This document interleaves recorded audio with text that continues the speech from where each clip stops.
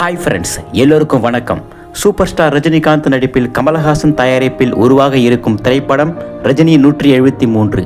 இப்படத்தை முதலில் சுந்தர் சி இயக்குவதாக இருந்தார். ஆனால் அவர் திடீரென இப்படத்திலிருந்து வெளியேறியது ரசிகர்களுக்கு அதிர்ச்சியை கொடுத்தது.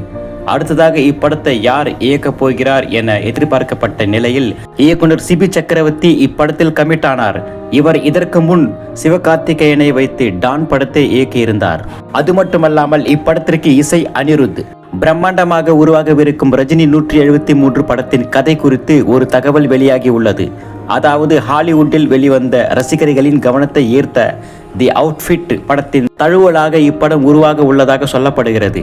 இப்படத்தில் ரஜினிகாந்த் அவர்கள் டெய்லர் கதாபாத்திரத்தில் நடிக்கப் போவதாக 70s காலகட்டத்தில் இப்படத்தின் கதை அமைக்கப்பட்டிருப்பதாகவும் தகவல் தெரிவிக்கின்றன. இது ஒரு புறம் இருக்க, அடுத்ததாக தென்னிந்தியாவின் பேசப்படும் நடிகர்களில் தனுஷும் ஒருவர்.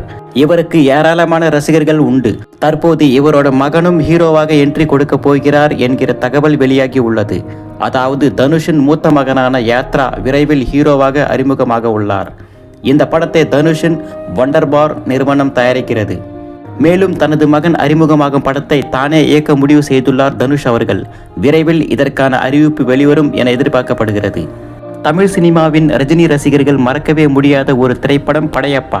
கடந்த 1999 ஏப்ரல் 10 வெளிவந்த படையப்பா படத்தை KS ரவிக்குமார் இயக்கினார். இந்த படத்தில் ரஜினிகாந்த், சிவாஜி கணேசன், ரம்யா கிருஷ்ணன், சௌந்தர்யா, மணிவண்ணன், பிரகாஷ்ராஜ், நாசர் என பலரும் நடித்திருந்தனர். கதை மற்றும் பாடல்கள் அனைத்தும் சூப்பராக இருந்தது.